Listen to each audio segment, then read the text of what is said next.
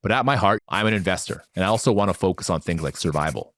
If I hope to achieve financial freedom, I need to make sure that I actually reach the finish line. So let's say I want to make it to the finish line with as few war wounds as possible.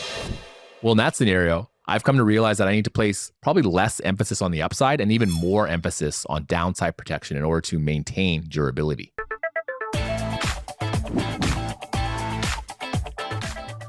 Hey, real quick before we jump into today's episode. If you've been enjoying the show, please hit that subscribe button. It's totally free, helps out the channel a ton, and ensures that you won't miss any future episodes. Thanks a bunch. I'm happy to discuss my 9 biggest learnings from my last year, specifically from this podcast. So the podcast game is just super interesting for me because, it's a job where I get to share these incredible lessons with you every episode, but then I can also pick and choose which of these strategies and mental models that I personally learn from that the world's greatest investors or minds are using on a regular basis. So today, I'm going to go over some of the strategic shifts that I've learned from spending thousands of hours researching the world's greatest investors, companies, and fascinating books that I've shared with you in 2025. So let's jump right in and discuss the concept of flexible conviction.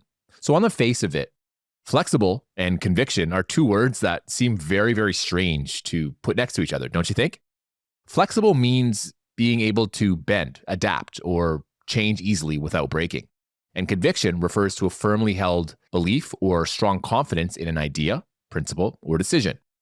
But here's the thing. Conviction works very well under specific circumstances, such as things like position sizing.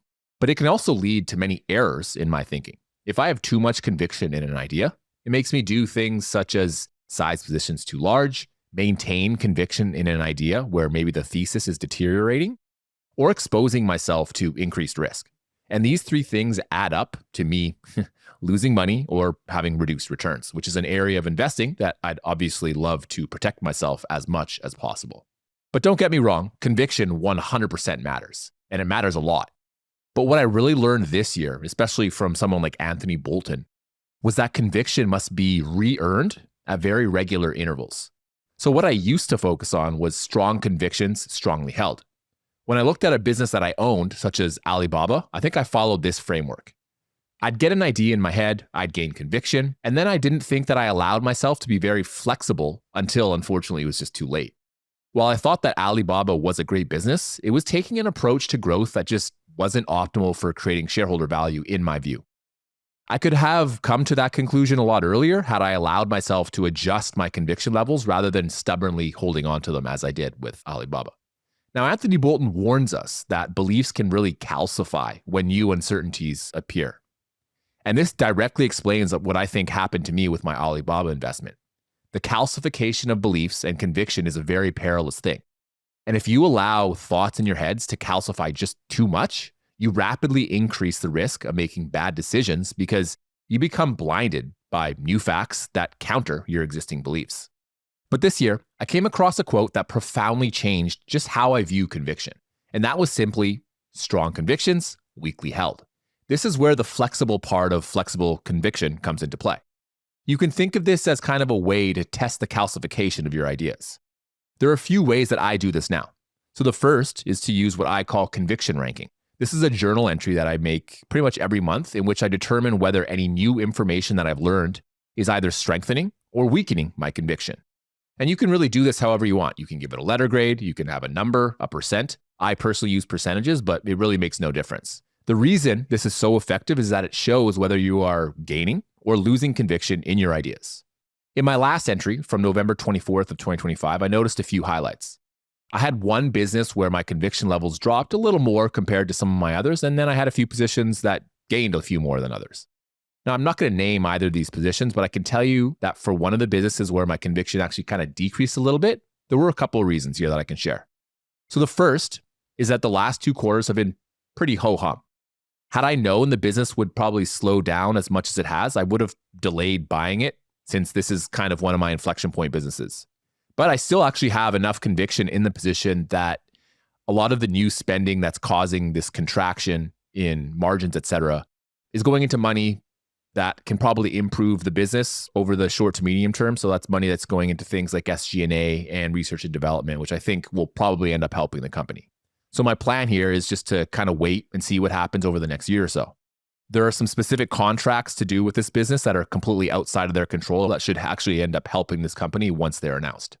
Now, as for the position where my conviction went up, my conviction simply increased because the business has been going through some of these temporary headwinds.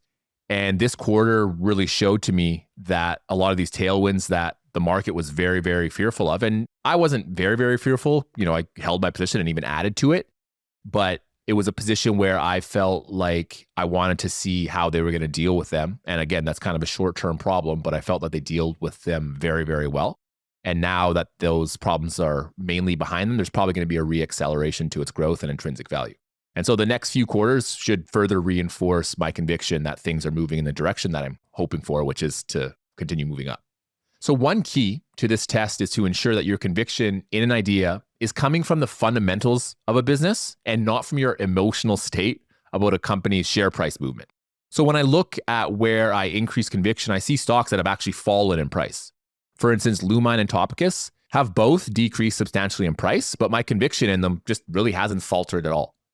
This helps determine my actions, as I then know that they're very good candidates for me to probably add capital to and increase my position size. So this conviction ranking really helps me be more decisive, but maybe less delusional.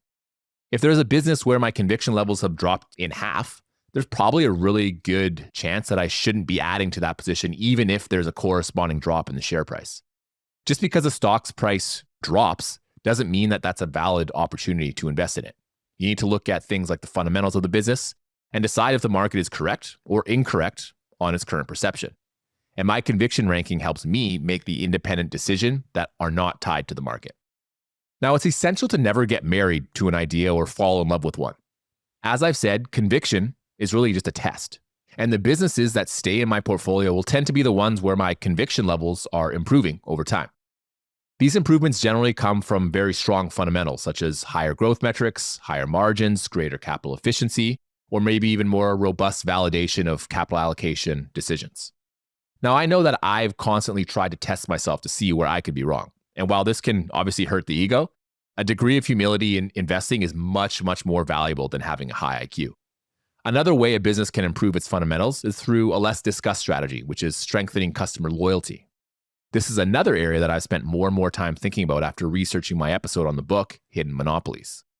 Instead of focusing purely on traditional competitive advantages that businesses have, such as being a low-cost provider, economies of scale, network effects, and IP moats, I started to look more and more at the relationships that a business has with its customers.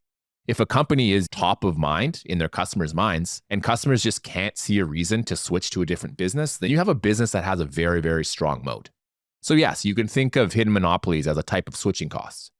But as I outlined in that episode, there are many, many ways that a business can improve its customer loyalty. And it doesn't have to be explicitly tied to monetary reasons. My favorite case study from the book showed how a business with very obvious scale economies could still actually end up losing to a competitor who was able to improve customer loyalty. The story highlighted Nokia, which was once the absolute king of mobile devices. And it had exceptional scale benefits as well, which seemed to be undisruptible by newcomers such as Apple. But Apple built more and more customer loyalty over time, which eventually led to Nokia's loss of its mobile device dominance. Now, the beautiful part about customer loyalty is that it combines fundamentals such as intangibles with tangible results. For instance, if consumers spend a small amount of money on a product, they might not see any reason to switch, as they satisfy the satisficing heuristic. This is an advantage that you generally won't see on a business's public presentations. But when you dig a little deeper and look at the thought processes that a customer makes in relation to a product, you will see these types of relationships. And businesses that have these relationships, such as, a Netflix, saw substantial increases in their intrinsic value, specifically because customers didn't see a need to jump to a competitor. Now, as a quick side note here, I actually don't believe Netflix's score in this area is going to increase over time. It's probably going to decrease over time. But 5 to 10 years ago, it was a very, very significant advantage for them. Now, when you have customer loyalty, you don't need to spend as much time on customer acquisition. You can simply enrich the customer experience and keep customers happy, who will continue doing business with you. That saves a ton of money on things such as customer acquisition costs, which can then be diverted elsewhere. The other bonus of having high scores in customer loyalty is that the business becomes much, much more predictable. If a business has to fight tooth and nail to get every single new customer, it's going to have to spend a lot of money, and you have limited certainty whether those customers will actually stick and stay inside of that business. If you know a business already has a very sticky customer base, then chances are it'll have the same customers 5 to 10 years from now with greater certainty. This is why software businesses with switching modes trade at such high valuations. Investors tend to have high confidence that these businesses will increase their annual recurring revenue, and those are highly valuable. So what I like to look for are the hidden monopolies, though. This is where businesses have maybe improved their customer relationships, but the market doesn't quite understand how those relationships have improved. In those cases, you can truly get some incredible returns because once the market finds out, there's a great chance that you'll get a re-rating in that business's multiple. Now, similar to conviction testing, I like to audit my businesses to observe their customer loyalty metrics. I try to do this now on probably a yearly basis so I can see if there's any large-scale changes that I need to focus on. Additionally, I can look at what other companies are doing and see whether my business is maybe cloning some of their best practices to help improve customer loyalty, or if they're just getting miles and miles further ahead in their own abilities to improve customer loyalty. So one business that I can talk freely about here is Aritzia. I've done my customer loyalty analysis on the business, and I concluded that they just don't have a very high customer loyalty grade. And that's actually okay. I think most retail businesses will not get the highest grade using this exact framework. But it was still valuable to really go through each one of these 20 line items to see where Aritzia scored somewhat strongly. Now, I didn't score it very highly in any one area, but it had some medium scores in things like satisficing, personal relationship costs, and exclusivity. Now I can see whether these metrics move up or down as the business continues to scale, which will help me determine whether they are improving customer loyalty. Now, finding customer loyalty is great, especially when you decide to sleuth a business. I covered sleuthing in a lot more detail, and I've already mentioned that hidden monopolies often requires quite a bit of digging just to find the hidden monopoly. And some of the aspects that I covered regarding sleuthing can become very, very helpful. So the problem with some businesses that I know I own is that I'm not a personal consumer of that business. So if I was to analyze a business such as Apple, it's pretty easy. My house is littered with Apple products. I'm writing this episode on a MacBook Pro. I'm listening to podcasts on my iPhone. I got an Apple TV right next to me when I want to watch a show. But there are many businesses that are in my portfolio that I have zero ability to put myself in the customer's shoes simply because they just serve markets or have products that I am not going to shop for, and nor will I probably ever shop for. So this is where getting, kind of boots on the ground is so important. If you have people like family, friends, or acquaintances who work in industries that use products of the businesses that you're looking at, that can be a highly, highly important person to talk to. And in that case, you definitely should try and find out more about the relationship between that customer and the company because you can unveil some incredible insights. For instance, I don't have a ton of experience with vertical market software businesses. So I have to go and depend on information from others who do use these types of products. So for instance, my father-in-law works at a post office in Canada, and they recently switched to a new software for processing payment. And he said it was an absolute pain in the ass to learn. He had to spend weeks learning the latest software and teaching it to others at his location. So he didn't decide whether Canada Post would switch. I think if it had been up to him, he would probably have decided that he did not want to switch because he knew that there would be a lot of time and energy that would be spent in learning this new piece of software. So this, little piece of information really helps me understand the switching costs that are involved with a lot of these vertical market software businesses I own, such as Topicus and Lumine. Now, one of the favorite episodes I did in 2025 was on the psychology of human misjudgment that was outlined by Charlie Munger. So making that episode was great for me personally because I can more closely examine the psychological biases that I personally have succumbed to in the past. And if you asked me when I started investing, what's the greatest risk to investing? I probably would have said things such as leverage, maybe lack of a moat, or poor capital allocation. It would have been something that seemed clean and rational. But the honest answer to that, which I didn't really start to understand until I gained more and more experience, is probably a lot messier and irrational. And that's that the biggest risk in investing is myself. There are two investments that I made from two completely different worlds that I think have helped me understand this at a much deeper level. So for the first trade, we need to go back to 2017. So Bitcoin had shot up from 3,000 to 20,000 in just a few months. And every altcoin with a website seemed to double nearly in a couple of hours. It was an environment that was really easy to fool yourself into thinking that you were smart. I quadrupled my capital in months, and I felt like I had found something that was truly special and life-changing. So I built what many temporary successful people do. I built my edge. Looking back, there wasn't much science about it, but it felt scientific to me at the time. I looked at things like Ichimoku clouds and other indicators that I didn't really understand all that well. I took screenshots and I focused on trends and specifically on the short term. But when the market rapidly turned against me, I didn't really adjust or take any time to step back and look a little more closely at what I was doing.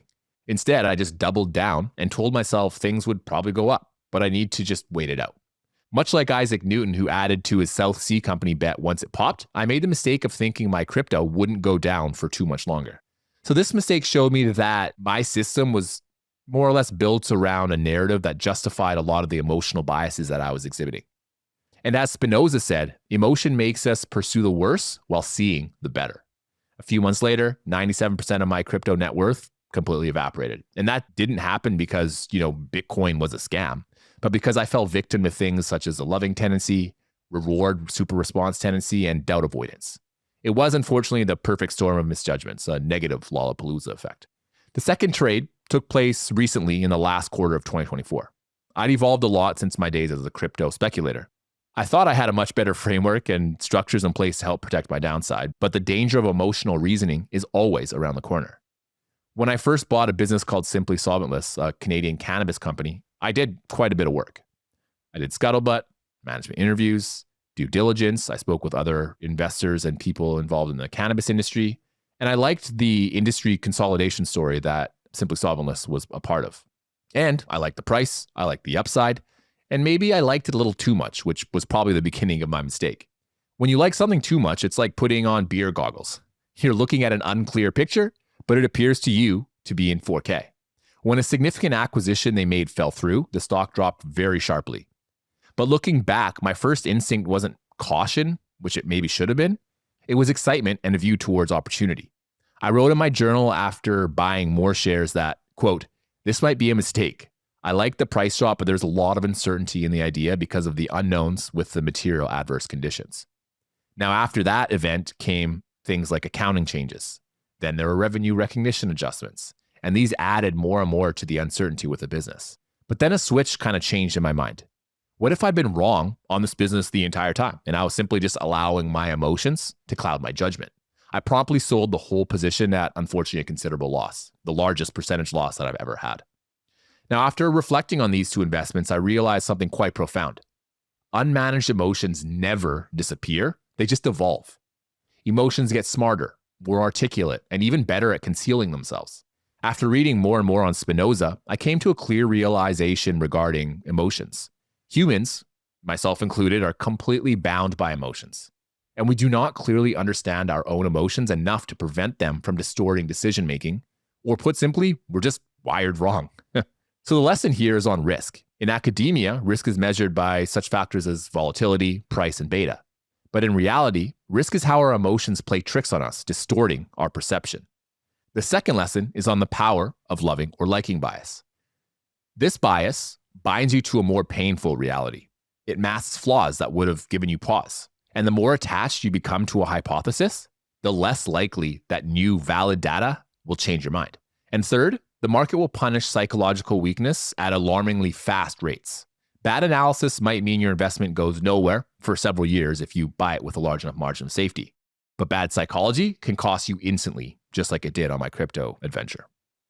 Now, the biggest tool for combating your emotions is to acknowledge that they're there and to see which decisions that you're making now come from rational or emotional thinking. Only then can you triumph over the adverse effects of emotions.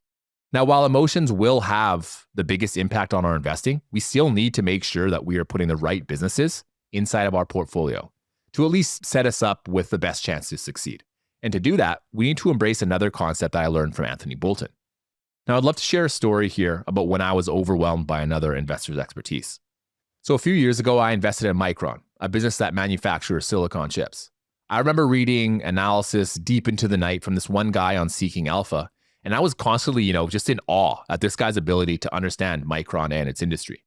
He knew how Micron was doing versus competitors, how far Micron was ahead in terms of microchip size compared to Chinese competitors, the direction of pricing, which customers had excess inventory, and other just mind-boggling factoids that I hadn't even thought were material to my thesis. I felt a little out of my league. I thought to myself that I needed to get to this level if I ever wanted to feel like I had an edge. But the more I researched, the more I realized that that goal was entirely out of reach. Not only did I not have the time or really inclination to learn as much as this guy, but I also had 10 other positions to understand deeply as well, plus a full-time job and a family. Now, as I began thinking more and more about it, I realized that it was impossible to make that a goal to strive for because unless I could spend, 40 plus hours per week researching semiconductors, chances are that I would never become as knowledgeable as this guy. Now, let's imagine for a second two different investors. We'll call them Deep Diver Dave and Sufficient Generalist Steve. So Deep Diver Dave absolutely loves detail. He invests in maybe just one thing a year, and he knows everything there is to know about the industry. Someone like Shelby Davis comes to mind here, an investor who only really invested in insurance and knew all the key players and developments inside of that one industry. Now, Deep Diver Dave reads everything about the industry, every news article, every 10K, analyst reports, industry reports, and journals, and feels the need to know more than literally anybody on the planet about the industry that he's digging into. But something dangerous has happened in Deep Diver Dave taking this exact approach. Where he once had several winners, he's now experiencing many large losers that have erased a ton of the returns that he's had over the past 5 years. And this is because he's become a little too overconfident in his information. And because he feels he spent so much time and effort understanding this one industry, he's paralyzed to move somewhere else, keeping his capital in some pretty mediocre investments. Now we look at Sufficient Generalist Steve. He's obviously a generalist. And while he doesn't know nearly as much about one industry as Deep Diver Dave, he's perfectly fine with that because he focuses on information that he needs to know to make investments that will bear adequate returns. So you could say he focuses specifically on material variables and skips the immaterial ones. Steve knows that there's only so much time in a day, and he's very, very picky about where he spends his time as he realizes that there's an opportunity cost to everything that he does. So this means that Steve has to live with incomplete information at times. But he's okay with that as long as the incomplete information is unlikely to harm his investments. He still does a ton of the research that someone like Deep Diver Dave would do, but he takes a more direct approach, focusing only on the information that he needs to make an investment or take a pass. So sometimes he'll even speak with experts on an industry or a business just to get key insights that he wants from that person who probably has a lot more knowledge than he'll ever have. Anthony Bolton himself is an excellent example of this investor archetype. Now, Bolton's insight crystallizes the difference between Dave and Steve. The question that Bolton would pose to us investors is, what kind of edge do we get from spending, say, 40 hours on a company versus only 20? And if we know more than 99% of the average investor after spending 20 hours, what does 40 hours get us? 99.5%? Does that actually make a difference in our investing process? If I knew Micron was good, cheap, and had good growth potential, did it really matter what small adjustments competitors were making that probably wouldn't really affect Micron's business? The more I thought about it, the more I came to the conclusion that, depth is not the same as clarity. Depth is a great way to spend time and unfortunately even waste it. When you are thinking about clarity and time in general, you must focus on where your time is best spent and not on wasting time trying to get a negligible edge versus other investors. So now we get back to that Micron example. Once I realized that all the time spent researching all this extra stuff was unnecessary, it led to a potent insight. I began to see that information isn't always better. What matters is knowing what actually matters and acting on it at the right time. So even today, I still wrestle with this problem. It's so easy to spend another 5 to 10 hours on a business I might already own to just learn a little bit more about it or learn about a specific aspect of it. But I have to ask myself, will this make a difference to me in the long term? I generally have an excellent idea of what KPIs that I'm looking for in all of my businesses. And as long as I'm staying on top of the developments inside of that company that directly affect those KPIs, I'm in pretty good shape. But if I spend too much time needlessly deepening my knowledge, I'm simply taking time away from putting that into better things. So what I learned from Bolton was that the edge regarding information isn't from knowing everything. It's from understanding and focusing only on what matters the most. And to gently remind yourself to stop once you know enough. So now, when I'm looking at a business's quarterly, I'm not scrambling to spend 5, 10, or 20 hours needlessly trying to understand some low-impact nuance that may subtly affect the company. I focus on my KPIs, their current state, what's moving them, and what's likely to happen over the near, medium, and long term. It's my simple way of telling myself that I know enough already. Are you looking to connect with high-quality people in the value investing world? Beyond hosting this podcast, I also help run our TIP Mastermind community, a private group designed for serious investors. Inside, you'll meet vetted members who are entrepreneurs, private investors, and asset managers, people who understand your journey and can help you grow. Each week, we host live calls where members share insights, strategies, and experiences. Our members are often surprised to learn that our community is not just about finding the next stock pick, but also sharing lessons on how to live a good life. We certainly do not have all the answers, but many members have likely faced similar challenges to yours. And our community does not just live online. Each year, we gather in Omaha and New York City, giving you the chance to build deeper, more meaningful relationships in person. One member told me that being a part of this group has helped him not just as an investor, but as a person looking for a thoughtful approach to balancing wealth and happiness. We're capping the group at 150 members, and we're looking to fill just 5 spots this month. So if this sounds interesting to you, you can learn more and sign up for the waitlist at theinvestorspodcast.com/mastermind. That's theinvestorspodcast.com/mastermind, or feel free to email me directly at clay@theinvestorspodcast.com. If you enjoy excellent breakdowns on individual stocks, then you need to check out the Intrinsic Value podcast hosted by Sean O'Malley and Daniel Monka. Each week, Sean and Daniel do in-depth analysis on a company's business model and competitive advantages, and in real time, they build out the intrinsic value portfolio for you to follow along as they search for value in the market. So far, they've done analysis on great businesses like John Deere, Ulta Beauty, AutoZone, and Airbnb, and I recommend starting with the episode on Nintendo, the global powerhouse in gaming. It's rare to find a show that consistently publishes high-quality, comprehensive deep dives that cover all of the aspects of a business from an investment perspective. Go follow the Intrinsic Value podcast on your favorite podcasting app and discover the next stock to add to your portfolio or watch list. Now, I remember waking up on April 2nd of 2025, opening up my Yahoo Finance app, rubbing my eyes, and seeing just a sea of red. And this wasn't just a small drop. I remember some sizable minus 5% or greater drops that day, not too long after the market had opened. But I was pretty calm. I've been through situations like this before. After doing some reading, I saw what all the fuss was about, the US tariff news. I had text messages and direct messages from other investor friends who were checking in and talking about all the carnage that was going on in the market that day. Many investors were panic selling, predicting that other investors would sell. They reasoned that they would just do it first, so they would lose less. For me, it was just another wild day in the market. Now, reflecting on this day got me thinking, what if the hardest part of investing isn't in the analysis, but in the waiting part? So let me explain a little more. I recently did an episode about something called intentional inactivity. Now, in that episode, I discussed a really good story. So it was about this gentleman named Fabius, who was a Roman emperor and general. And so the story goes, he basically did nothing as his enemy attacked him. Basically, he knew that his enemy was trying to lure him out to have a conventional battle. Now, instead of fighting a fight that he knew that he would probably lose, he simply did not move his troops out onto the battlefield. Now, to the lay Roman, this might have looked like he was frozen and afraid. But to Fabius, he was just coiling. You see, intentional inactivity can easily look like incompetence until it starts to work.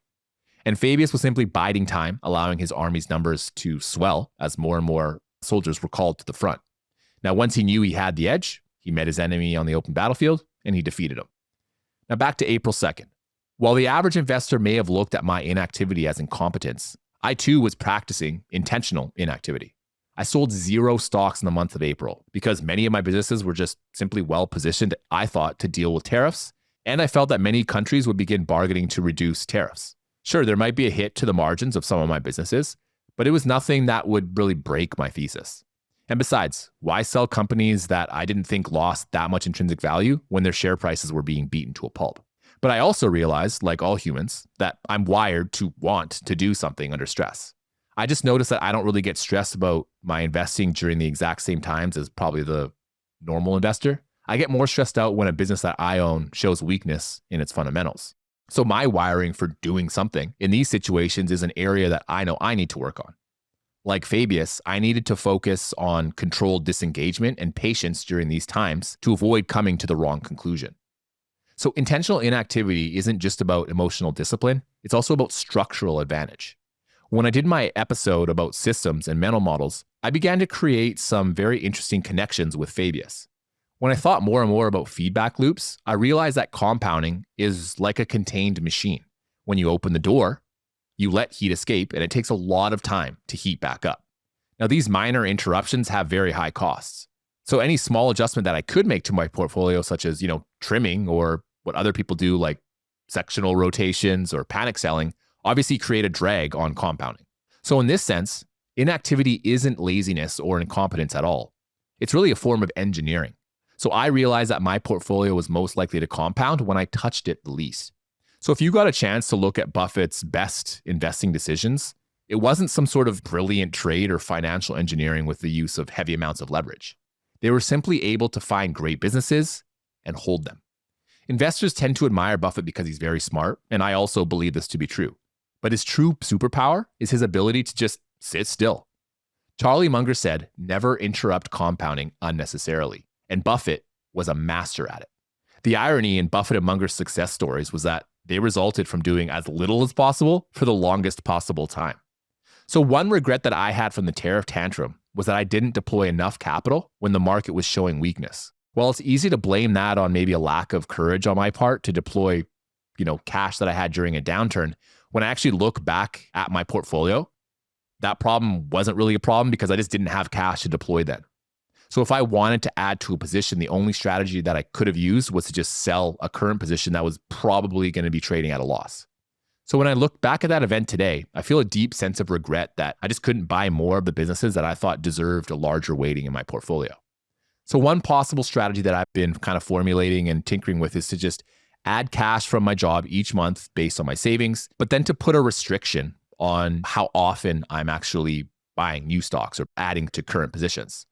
I still haven't figured out exactly how this would look like, but I'd really like to start taking advantage of situations like the tariff tantrum in April or, the AI scare that we just had in October and November, all in 2025. Now, my temptation to act takes the form of deploying money from my brokerage account immediately into the best possible situation in my portfolio or into a new idea.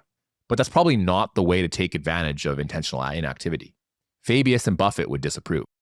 My compounding machine might be letting the hot air out using this strategy rather than, maybe being more selective about where I pick and choose my spots to get the compounding engine even hotter. So the two big lessons here are that I initially felt that action on a monthly basis, such as keeping my cash allocation as close to zero, made me feel productive. It allowed me to continue building positions, but at a cost.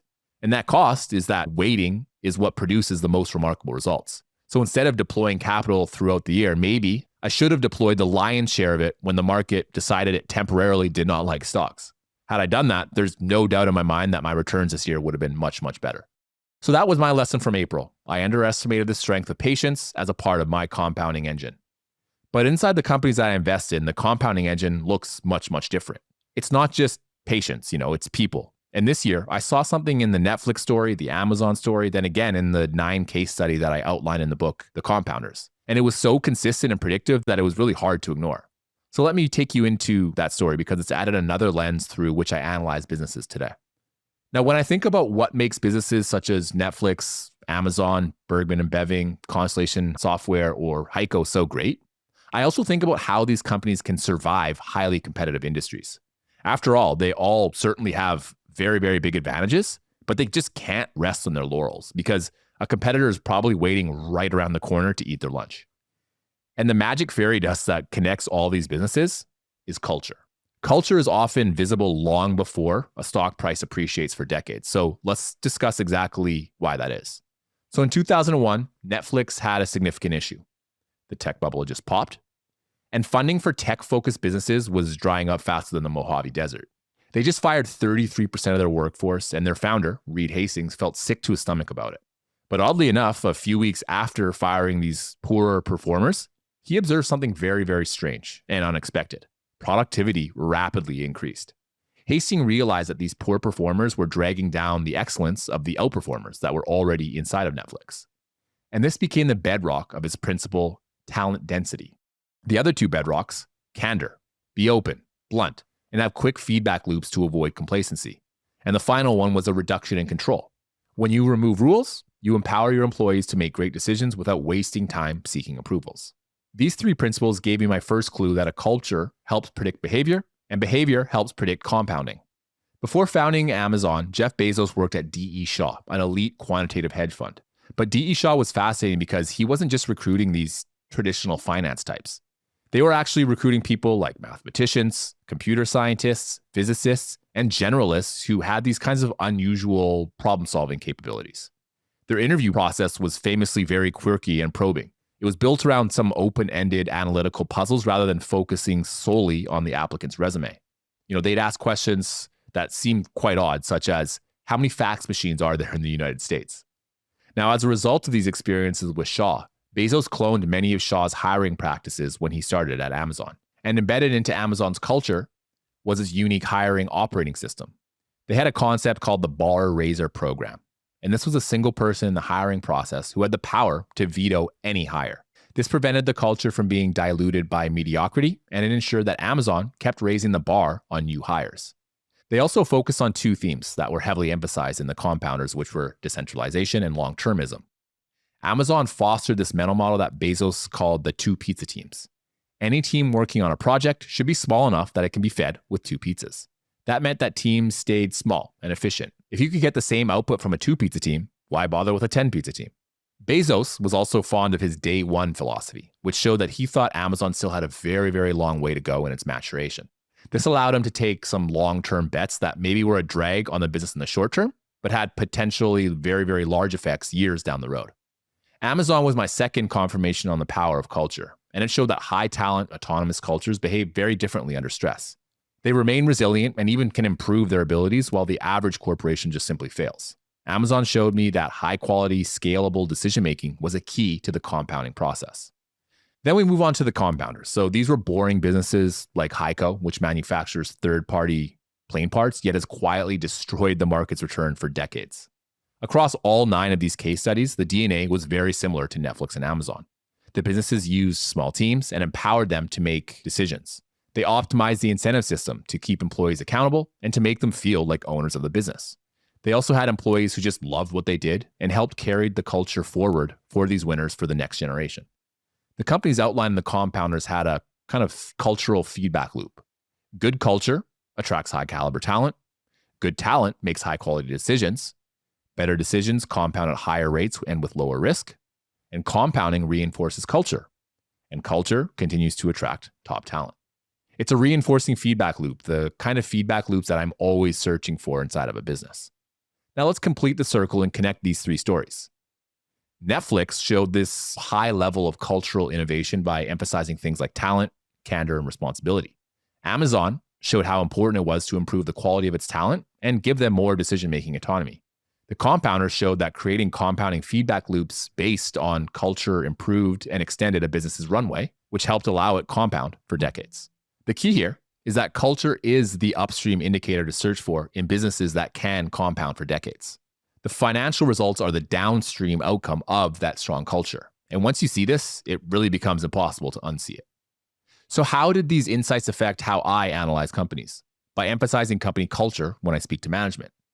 I'll also see where businesses are using things such as centralization versus decentralization and, which direction that they're moving towards. I also pay special attention to the candor that management exhibits to ensure that they are highlighting both wins and losses. I also try to ask questions that cover longer timeframes. Maybe I'll ask something such as, if all things go well, where do you see yourself in 3 years? And see if they have a quick answer or if they just haven't really given it much thought. All these learnings weren't just a nice idea to just ponder, They have become a genuine filter and checklist item that I can add to my toolbox to help separate good from bad investments, as well as sharpen or dull my conviction in current positions. Now that I understand the compounding engine inside of a business, I'll continue to find ways to identify cultural aspects as quickly and accurately as possible to just keep my own compounding engine going. Now, while businesses like Netflix and Amazon were founder-led, I've actually challenged the whole founder's effect this year. So doing my company DNA episodes actually showed me one of the greatest strengths of founders. Now, do founders matter? Of course they do, but I think not necessarily for the reason that most investors assume. Great companies don't just survive purely because they have a founder at the helm. They survive because founders left behind a codified DNA that outlives them. So when you look at businesses like Netflix, Amazon, McDonald's, and Home Depot, these were 4 businesses that I researched quite in depth this year. And even though they're no longer founder-led, these businesses continue to generate significant cash flow and remain very, very relevant today. Now, why is that? So when Bernie Marcus first came up with the idea of Home Depot, it wasn't just to replicate what he'd already done at his former job. He wanted to recreate the do-it-yourself experience for his customers to make it the best possible experience. Bernie Marcus and Arthur Blank were just obsessed with service and empowerment. Home Depot associates were taught to run towards customers and to go out of their way to serve them as best as possible, rather than what some of their competitors were doing, which was, running away from customers and trying to keep distance. Bernie and Arthur eventually left the management of the company to their predecessors. And yet, when you looked at the culture that they created, it hasn't really changed that much since they started the business in Atlanta. Home Depot's orange-blooded DNA has replicated itself from just 4 locations at inception, all the way up to about 2,347 locations today. McDonald's offers a very unique way of looking at culture. Ray Kroc wasn't even the founder of McDonald's, but he really defined its DNA. The business was founded by the McDonald's brothers. But where Kroc's principal value came was in really scaling the systems, products, and services that McDonald's is so well known for today. Kroc employed the right people to help set up these systems and make it a core part of McDonald's operations. So what were some of these systems? First was a standardization of operations, making sure that a burger in California tasted the same as a burger in Illinois. And Kroc knew that customers wanted food quickly, not in 20 minutes. So he created the systems inside of each McDonald's so that McDonald's could pump out its product at a very quick pace while maintaining quality. He also made sure that locations were clean and well kept and were desirable places to go quickly eat a meal. And he made sure that all of these procedures were replicable, not only in the US, but all over the entire world. And the ironic part, the man who wasn't the founder created one of the most durable founder DNA of any business today. Next was Coca-Cola. So in terms of DNA, Coke has outlived literally dozens of CEOs as the business was founded all the way back in 1886. So Coke has survived numerous leadership transitions, wars, and even globalization. Now, where Roberto Goizueta came into play wasn't so much in creating Coke's DNA, but in strengthening the DNA that it already had. Instead of diversifying Coke's focus into non-Coke related areas such as media, shrimp, and wine, Goizueta ensured Coke stayed focused on what it's known best for, Coca-Cola. And even he actually made a massive mistake with New Coke, but he was able to overcome it due to the strength of Coca-Cola's brand. Goizueta was hyper-focused on brand dominance, expanding distribution, and bringing Coca-Cola to every corner of the earth. He designed Coca-Cola to focus on generating cash, running efficient operations by incentivizing things like profits, and relentlessly pursuing consistency. Coca-Cola is strong proof that a business with exceptional DNA can compound across multiple eras and compound at even higher rates once it has the right person under management, focusing on the right things. And it also shows that a business, even as great as Coca-Cola, can be misled by wrong management for a time. Now, Bezos, who I've already discussed today regarding the bar raiser program, the day one mentality, and the 2 pizza teams, brought his own unique flair and experience with him when he created Amazon. But it wasn't just those things that drove him to engineer Amazon's DNA. I would say that similar to Ray Kroc and Bernie Marcus, Bezos was just obsessed with his customers and with delighting them at every possible opportunity. And another vital aspect of Amazon's DNA that was passed on from Bezos was this high velocity decision making. So in his 2015 letter to shareholders, he wrote, "Speed matters in business. Many decisions are reversible and do not need extensive study." So he split decision making into 2 types. So there were type 1 decisions, which had these kind of one-way doors, and there were type 2 decisions, which had 2-way doors. A type 1 decision was high stakes, hard to reverse, and required a slow and deliberate thinking process. Type 2 decisions were low stakes, reversible, and should be made pretty quickly. Bezos felt the biggest mistake that companies make is to treat type 2 decisions like type 1 decisions. This wasted time and energy that could have been better spent elsewhere. This is why Amazon tested out many choices that just didn't end up working, such as their attempt at a mobile via the Amazon Fire Phone. Now, similar to many compounders, which Amazon clearly has been, Bezos also focused on decentralization. Bezos designed the company to be this kind of loosely coupled but tightly aligned company. Amazon can be thought of as kind of a conglomerate of thousands of small startups glued together by a shared culture. And Amazon has flourished even after Bezos has stepped down as CEO, showing that a well-developed system can outlive even the most legendary founder. Now, there are 4 lasting DNA traits I think were repeated among all 4 of these exceptional businesses. The first, customer obsession. Home Depot displayed customer obsession by making sure that its customers left the store with exactly what they wanted and at unbeatable prices. Amazon focused its efforts on delighting customers rather than just focusing on the competition. And McDonald's focused on consistency as it already had an exceptional brand. Number 2 is service ethos. McDonald's relied on its speed and predictability. Home Depot made sure all of its employees, even if they weren't consumer facing, knew how the business worked at the floor level. Number 3 is operational discipline. Coke focused on its global distribution network to ensure that customers could easily access its product no matter where they traveled in the world. McDonald's had their Hamburger University, where they educated their staff in detail on the inner workings of McDonald's functions. And fourth here is aligned incentives. Coke under Goizueta focused on profits over growth. Bernie Marcus and Arthur Blank made sure every Home Depot employee felt like a business owner, which is why they went out of their way to end up helping customers. And McDonald's made sure that they served their franchisees as best as possible to help set them up for success. That's the founder DNA framework. A good founder makes themselves just non-essential to the running of a business. That's the mark of a truly legendary founder. Because once the business is able to copy their DNA, the company is just set up to survive no matter what obstacles come its way. So you could say the best founders don't build companies, they create cultures that can survive them. Now, we've discussed a lot here about culture and company DNA, which helps businesses survive across multiple eras. But at my heart, I'm an investor, and I also want to focus on things like survival. If I hope to achieve financial freedom, I need to make sure that I actually reach the finish line. So let's say I want to make it to the finish line with as few war wounds as possible. Well, in that scenario, I've come to realize that I need to place probably less emphasis on the upside and even more emphasis on downside protection in order to maintain durability. So the interesting thing about compounding is that, yes, it's very, very powerful, but it's shockingly fragile as well. One single bad decision, excess leverage, poor portfolio management, or emotional overconfidence can easily erase years of great decision making.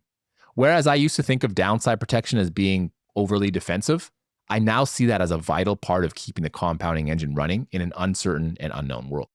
It's no surprise that I've underestimated the fragility of compounding. Humans have always underestimated fragility. In Against the Gods, I discussed risk in a lot of detail. And through history, new people have picked up the flag to try to better understand risk and how to quantify it. As time has passed from gambling with sheep bones to gambling on sports, we have learned that risk has some sort of structure, but it's definitely not intuitive. Humans want to believe that the world is stable, but in reality, it's probabilistic. And progress comes from taming randomness. We can never entirely avoid it, simply because randomness will never stop breaking things. And investing is no different. Outlier events will dominate our results both to the upside and to the downside. So what exactly do we need to do in order to make sure that we're not blowing up our portfolio? We focus on the key lessons of Seth Klarman, the margin of safety. So Klarman understood that in investing, there are two types of investors. The speculator, who relies on stories, momentum, and short-term narratives to justify their investments. And then you have the investors, those who focus on things like durability, cash flow, and buying assets for more than they're worth. While it's easy to think of the margin of safety as being a purely analytical tool, it's really a psychological tool first and an analytical tool second. The margin of safety is protection from our own misjudgment, which happens a lot more often than even I'd like to admit. It's humility, which helps determine the proper position sizing. It's in refusing to pay for a business that's just priced for perfection. And lastly, it's in designing a process that assumes that you will be wrong, but can still survive when you swing and miss.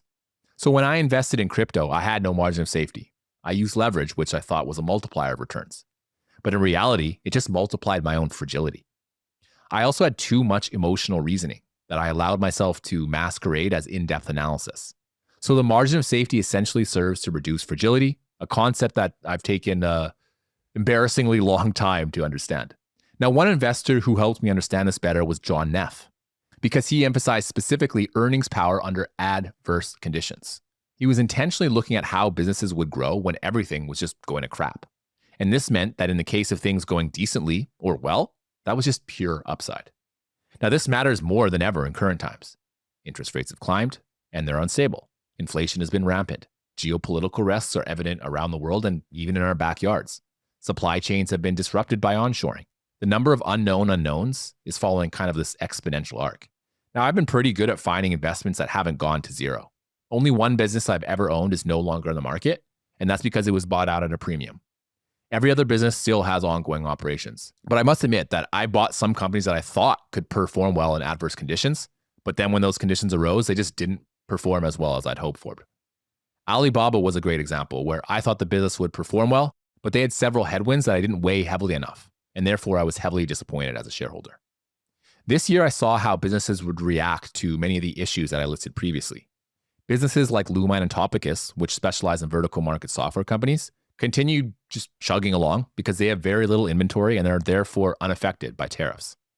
They also don't need to worry about moving their manufacturing or switching suppliers to avoid tariffs or really geopolitical tensions. These are businesses that have very low levels of fragility. While businesses like Lumine or Topicus aren't exactly the sexy kind of AI plays that seem to be dominating the markets today, they are the types of businesses that are much less likely to be killed. Those are the businesses that I love the most. So these stories tell me three things. 1, risk is much older than markets. 2, fragility is an underappreciated attribute of the margin of safety. And 3, durability under stress separates the winners from the losers. When I combine these three things, I was able to develop a much more robust downside protection system. So how have I integrated this into my investing this year? There are a few ways. If I'm looking at the more analytical angle, it's simply by increasing the probabilities of my bear thesis. Instead of using low numbers like 10%, which is unrealistic, I might now default to 33%. And my inflection point businesses, I use an even higher number, maybe closer to 40%. Doing this helps me take into account just how a company will perform under adverse conditions, and it builds right into my evaluation and analysis. Another way to think about this is in the multiples that I use at terminal value. When I look at the price of businesses today, it's very obvious that investors are projecting the present into the future. The S&P 500 trades at around a 28 times multiple. This means that many investors are pricing in future growth and enthusiasm, and that's only under solid conditions. What happens in a downturn? Do all these businesses continue growing at historic rates? Are investors likely to hold them once they see a cut in profits? This is why I focused on multiples that are better aligned with a business's average rather than those that the market is focused on just maybe over the past year. After spending time thinking about fragility and downside protection, I realized that much of it doesn't come from macro shocks or competitive threats. It comes from people making key decisions within a business. And more specifically, it results directly from the incentives that guide people's behavior within a company. If culture shapes how a company operates, incentives help determine why they operate in very specific ways. Munger once said, "I think I've been in the top 5% of my age cohort all my adult life in understanding the power of incentives, and yet I've always underestimated that power. And never a year passes, but I get some surprise that pushes my limit a little further." I felt like I've been studying incentives for years, but in 2025, I really made it a much higher priority. And like Munger, I feel like I always underestimate its power. The problematic part about incentives is that they don't shout from the rooftops about how important they really are. They're subtle, but they create predictable patterns. Researching them this year has reinforced the idea that if you want long-term alignment between shareholders and management, you really need incentive structures that support it. Incentives help shape the conditions under which key management and capital allocators make very, very key decisions. In my opinion, the best incentive structure that I've ever seen is Constellation Software's, which is why I hold positions in both of its spinoffs. The incentive structure for the spinoffs was nearly identical to Constellation's. Now, the key here is the structure of these incentive systems. So managers at various levels receive cash as part of their incentives. But this cash is used very unusually. So instead of going straight to the employees' bank accounts, a portion of the cash, usually around 75%, is used to buy shares in their own company on the open market. And to make things even better, the shares are then held in escrow for 3 to 5 years. So how exactly do they unlock this bonus? Well, it's tied to things like return on capital thresholds. There are no short-term bonuses tied to things like revenue or stock prices to try to make a quick headline-grabbing deal to juice your bonus. The system incentivizes things like cost discipline, capital allocation efficiency, and long-term thinking. Now, the outcomes of this system help shape the behavior of Constellation's managers and capital allocators. Managers think like owners because they literally become owners under the incentive system. If a new deal comes onto their desk and the hurdle rates aren't correct, they simply know they can just walk away from that deal and let another sucker accept the terms. Since Constellation is a forever home for vertical market software businesses, it creates this positive reputation as well for many of its acquisition targets. People who are selling to them know that they can trust that Constellation will treat their business respectfully if they sell to them rather than to someone else. Now, this exact system helped clarify just what strong alignment looks like to me: patience, discipline, and an owner-operator focused mindset. The system is so good that it's also spread to other VMS businesses outside of the Constellation universe, such as Computer Modeling Group. Now, today I've discussed one of Seth Klarman's central teachings on the margin of safety, but he also had some really, really excellent insights in his book on the power and abuse of incentives on Wall Street. And even though the book was published in 1991, there really isn't anything that he said that still is not relevant today regarding the narratives on Wall Street. So his point was that there's just too many participants along the investing value chain where people are incentivized to promote certain activities, which they probably shouldn't be. And these are things such as promoting trading, selling narratives to earn commissions, and closing deals no matter what the terms are, just to earn a bonus based on that deal. Now, the system that these people are in are not designed to really protect investor capital whatsoever. They're really just designed to increase the profits for their employer and themselves. Now, it's not even necessarily malicious. They're just following the behavior that is guided by their incentive system. Now, while I have no real ties to Wall Street in terms of my money as I manage it all myself, the situation is still very fascinating. It has helped me to see just how powerful incentives are and how they affect the people around me. For instance, my mom has a registered retirement income fund, which is basically just an annuity up in Canada.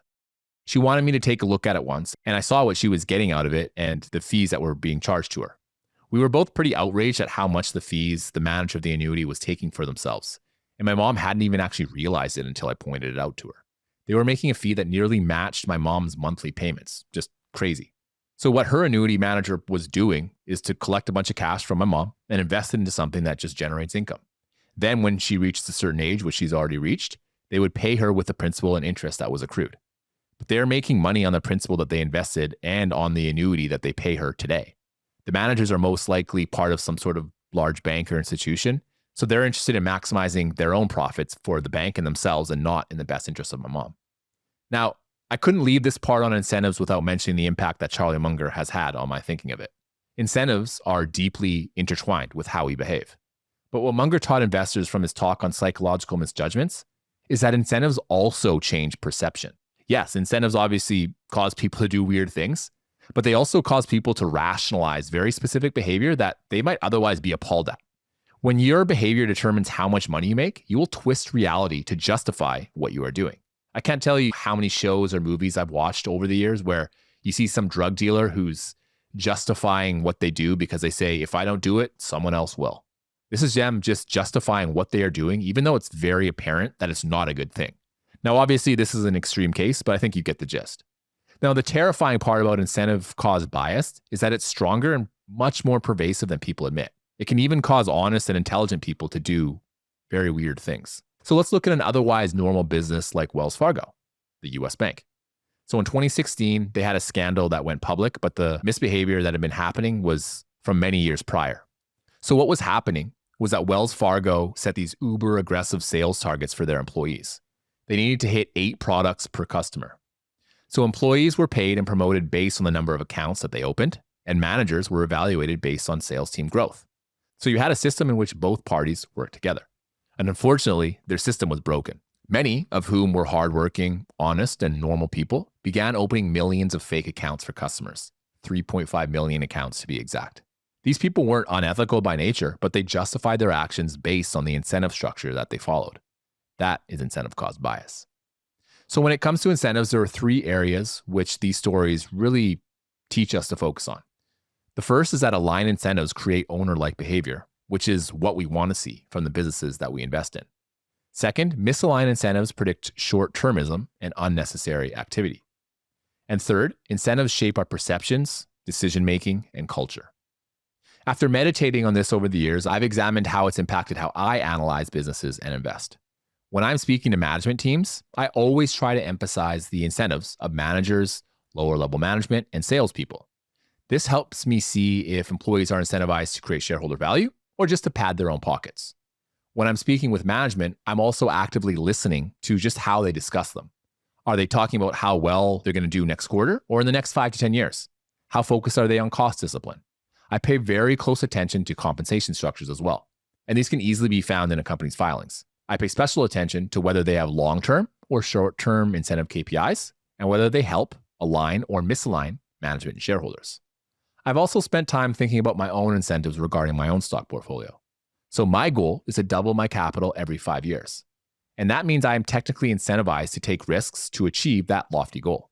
So I think that's why risk has become so significant to me.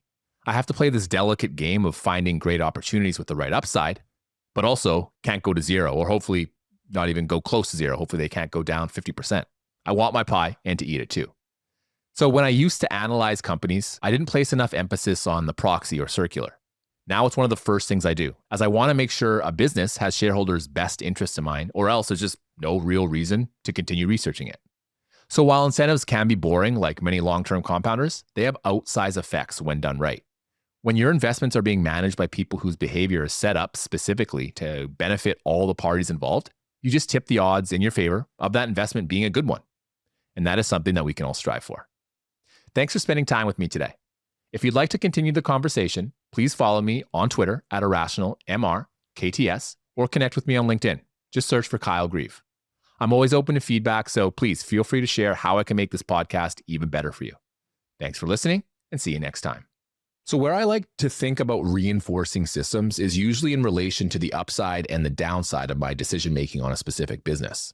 When I'm thinking about a company, I must focus not only on what I can make from owning it, but also on what I can lose from owning it. After all, a reinforcing feedback loop can also work against us. If you require a business that has to invest capital each year just to maintain its ability to function, I think you're looking at a pretty risky business. Because what happens if that capital is no longer available?